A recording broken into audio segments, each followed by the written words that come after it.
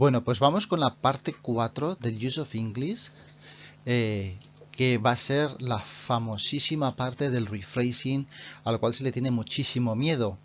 Y la verdad es que es una parte que me gusta mucho porque se demuestra mucho el inglés que tenemos en la cabeza. Nos vamos a encontrar una frase, como por ejemplo esta: A very friendly taxi driver drove us into town. Tenemos que hacer un rephrasing, es decir, tenemos que completar esta frase para que diga lo mismo que la de arriba, utilizando entre 2 y 5 palabras y utilizando esta palabra que nos dan sin cambiarla en absoluto. Lo primero de todo, tendremos que ver un poco las pequeñas pistas que nos puedan dar. Aquí tenemos taxi driver, que está haciendo de sujeto. Sin embargo, aquí lo tenemos al final. Esto solamente ocurrirá cuando tengamos una estructura de pasiva. Además tenemos el as en la parte de atrás, cuando aquí nos lo han puesto delante. Por lo tanto, necesitamos una pasiva. Ahora habría que elegir entre las diferentes pasivas que tenemos. Bien, en las pasivas nos tendremos que fijar mucho en el tiempo verbal, que en este caso es drove, así que lo tenemos en un pasado simple. Por lo tanto, como una pasiva se forma con el verbo to be más la tercera columna del verbo principal, vamos a necesitar el verbo to be en el pasado. Si drove está en pasado, el verbo to be tiene que estar en el pasado, pasado simple. Y la tercera columna nos la dan ellos, driven. Bien, para que concuerde con el we, necesitamos que sea we were. We were driven. Pero claro, para unir we were driven con a very friendly taxi driver, vamos a necesitar algo que lo una, que en este caso es el by, típica preposición que utilizaremos en las pasivas. Por lo tanto, nos va a quedar we were driven into town, que esto ya nos lo daban, by a very friendly taxi driver. Por lo tanto, primero hemos intentado adivinar de qué estructura gramatical se trataba, que en este caso era una pasiva, y a continuación pues vamos a ir completando el pequeño puzzle que tenemos que ir montando. En la siguiente nos pone John was in favor of visiting the museum. La palabra que nos dan es idea y la frase sería John thought it would be to the museum. In favor of nos lo han sustituido con idea. Habrá que buscar una expresión que signifique algo parecido a in favor of, to be in favor of, con algo que signifique idea. Bueno, pues tenemos una muy buena. To be a good idea. Y como marco aquí, tenéis que tener cuidado porque en este caso el verbo to be nos lo han dado ya. No hay que cambiarlo, pero hay veces en que sí que lo tendremos que cambiar y tendremos que poner, por ejemplo, is o are o was o were, etc. Bien, después de la expresión in favor of, necesitamos un verbo con ing. Pero después de la expresión to be a good idea, necesitamos que el verbo esté con el to. Así que vamos a necesitar poner to visit. To visit to the museum. Si yo pongo to visit to the museum, no está bien. Es que me lo han cambiado. No me han puesto to visit the museum. Me han puesto to the museum. Me han añadido este to que ahora me molesta, pero no lo puedo quitar. Así que necesito buscar otra expresión que signifique lo mismo, pero que pueda llevar el to. Bueno, pues to go to. Perfecto. To go to the museum. Así que nos va a quedar John thought it would be a good idea to go to the museum.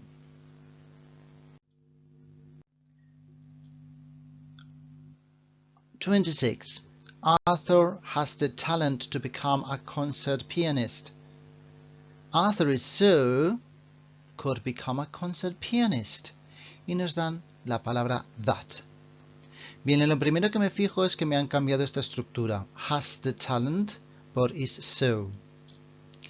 Bien, has the talent es la expresión to have más un nombre. Necesito utilizar la misma estructura, pero con is so y luego el ¿qué puedo poner aquí? Un adjetivo.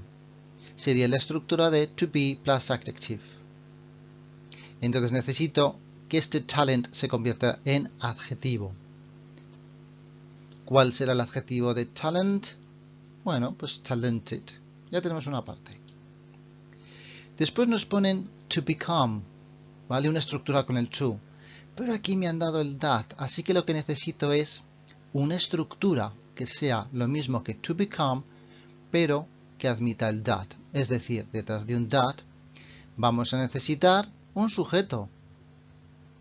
De hecho, ya nos dan el verbo could become, pero necesito un sujeto para que sea that sujeto could become. En este caso, Arthur, he, that he. Así que la tendríamos, Arthur is so talented that he. 27. Do you know when the match starts, Sally? Asked Mary. Mary asked Sally time the match started. Con un if. Uy, esto del if igual es que es una condicional. Pero también me fijo en esto. Uy, esto es una pregunta de manera directa y aquí me la han quitado. Así que realmente esto es estilo indirecto. Reported speech. Y además, en pregunta. Con lo cual, en mi cabeza tengo que tener súper claro cuáles son las reglas del reported speech, del estilo indirecto, y específicamente las de las preguntas. Así que las vamos a ir repasando a la vez que hacemos esta frase. Cuando ponemos un reported speech con una pregunta, pondremos el sujeto, Mary, un verbo introductorio que sea de pregunta, en este caso el ask, me lo dan. ¿A quién le preguntamos? Me lo dan. Y después hay dos opciones, o ponemos el if o ponemos una partícula interrogativa. Si esto en lugar de do you know hubiera sido when, pues aprovecharíamos para ponerse when. Si no tenemos nada, como aquí, lo que vamos a hacer es utilizar un if para unirlo. Y luego ya hacemos una frase en tiempo afirmativo, es decir, pierde la estructura de pregunta, en la cual acordaos que hay que cambiar el orden o poner un auxiliar delante, ¿vale? Entonces, eso se va a perder, va a ser una frase que va a tener sentido de enunciativa. Por eso aquí ya tenemos el verbo puesto y lo tenemos puesto en pasado. Empezaríamos sujeto Mary, ask, Sally. Como no hay pregunta, le vamos a poner un if. Y después, si en reported speech necesitamos que del estilo directo, que tenemos un presente, lo vamos a pasar a estilo indirecto, lo convertimos en pasado. Importantísimos los cambios de los tiempos verbales. Los presentes se convierten en pasados. Así que este know se va a convertir en knew.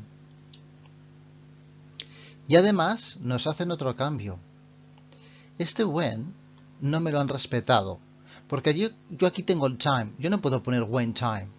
Tengo que poner una expresión que signifique when, pero utilizando la palabra time. Así que habrá que buscar otra expresión. ¿Cuál va a ser? What time. Me da lo mismo preguntar cuándo, when, que a qué hora, what time. Porque estamos hablando de una hora. Así que tendríamos ya Mary asked Sally, el if que lo une, she knew, y luego what time. Porque el otro cambio verbal que se produce en el estilo indirecto ya me lo han dado ellos. Este the match starts, el presente que se tiene que convertir en pasado, me lo han dado ellos. 28. I knocked for ages at Ruth's door, but I got no reply. I knocking at Ruth's door, but I got no reply.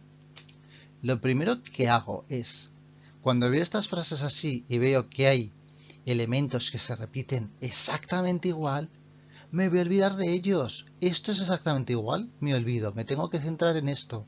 I knocked for ages. I long knocking. A ver cómo la resolvemos. Lo primero que me fijo es que aquí me pone knocked en pasado y aquí me pone knocking. Ya me han cambiado el tiempo verbal. Tenemos que buscar una expresión que sea parecido a knocked, pero que admita una ing. Por ejemplo, spent knocking, to be knocking. Bueno, pues parece ser que spent knocking no estaría mal, o was knocking tampoco estaría mal. I spent knocking, I was knocking. Y luego tengo este long, que la verdad que me lo dan, lo tengo que colocar, pero más bien me estorba. Entonces tengo que mirar por qué me lo han dado. Pues tiene que ser por lo que queda en la frase, for ages. For ages, durante mucho tiempo. Bueno, pues tengo que buscar la expresión con long, que también me está diciendo que es durante mucho tiempo.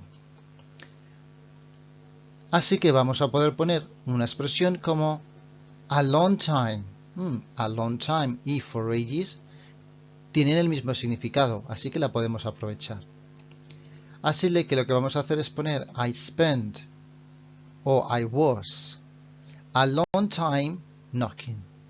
Ya estaría resuelta. 29. Everyone says that the band is planning to go on a world tour next year. Y cuando nos ponen el set, lo primero que podemos pensar es que es un estilo indirecto. Pero yo me fijo en otra cosa. Pone the band aquí y aquí me aparece the band aquí. Cuando nos traen este sujeto de la segunda frase al principio, estamos haciendo una pasiva personal. ¿Y cuáles eran las reglas de la pasiva personal? Es lo que os digo. Una vez que tenemos localizada la estructura gramatical que ya de por sí es bastante difícil, tenemos que acordarnos de las reglas gramaticales.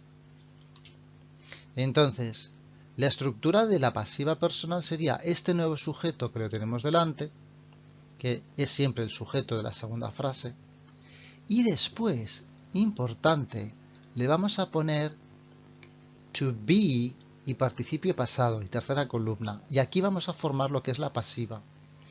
Este to be nos lo va a dar el tiempo de arriba, es decir, everyone says. Says está en presente, ¿vale? Entonces este to be tendrá que estar en presente.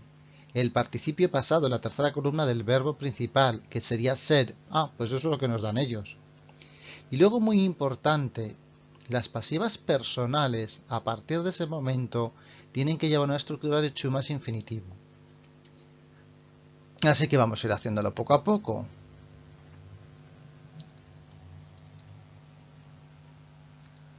Como tenemos que poner de este says el tiempo en presente, podemos poner is o are.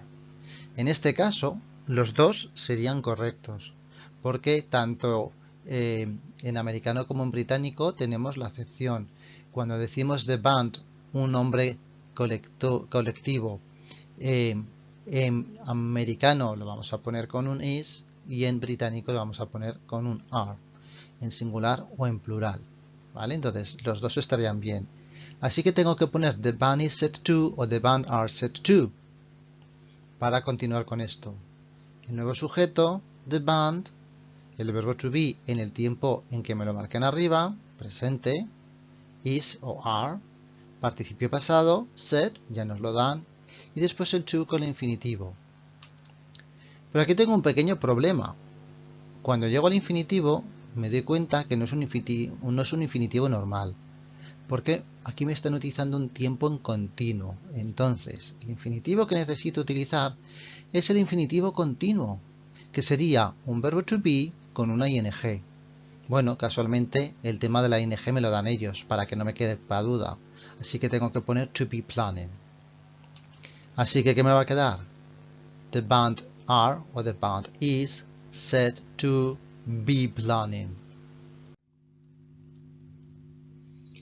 30. I'd prefer not to cancel the meeting. I'd rather the meeting. Bien, esta parece bastante parecida a la de arriba. Lo primero que me fijo es que me han puesto I'd prefer, I'd rather. Aquí tenemos que tener muy claro cuál es la diferencia, porque por significado es exactamente lo mismo. Pero ojo que en la estructura hay una diferencia, que es I'd prefer lleva el to, mientras que I'd rather no lleva to. Este to de aquí habrá que eliminarlo. Como tenemos que poner una negativa, pues vamos a poner el not, ¿vale? En los dos casos, lleve to o no lleve to, la manera de hacer la negativa con estas expresiones del I'd prefer o I'd rather es poner not. Pero luego veo que aquí arriba tengo cancel the meeting y aquí tengo algo con el call. Tiene una pinta de phrasal verb que mata. Tengo que buscar un phrasal verb que signifique cancel, pero con call. Y efectivamente, posiblemente lo sepamos ya, es el call off. Esto significaría cancelar. Así que ahora simplemente tengo que ir colocando las cosas en su sitio. Pero os quiero comentar que habría otra posibilidad más, antes de poner la opción más lógica en un examen. Porque podemos utilizar una estructura distinta, que es, con el rather, somebody would rather somebody else action in the past. Esto se utilizaba para cuando yo quiero que otra persona haga algo. Y aquí quedaría algo así como I'd rather you didn't call off the meeting. Es decir, preferiría que tú no cancelaras la reunión. No me queda del todo claro si en esta expresión lo digo en general o se lo estoy diciendo a alguien. Así que tampoco sería descabellado poner esta estructura. Y además tendríamos las 5 palabras necesarias. Y no cambio el call para nada. Así que de todas, por significado, por estructura, por los requisitos del ejercicio, se podría utilizar. Así que esa va a ser una opción. I'd rather you didn't call off, aunque la más típica va a ser la que pongo arriba. I'd rather, la negativa con el not, y cambio el cancel por el call off. ¿Para qué me voy a complicar la vida? Y bueno, en un principio ya tendríamos este ejercicio acordado, sobre todo al final del todo, de repasar para que no haya ningún problemilla de una S que se nos ha olvidado, un verbo be que no hemos colocado, un to que no hemos escrito, etcétera, etcétera. Ningún miedo a este ejercicio, ¿vale? Simplemente lo tenéis que tratar pues como un pasatiempo, el ir encajando todas las piezas hasta que os cuadre.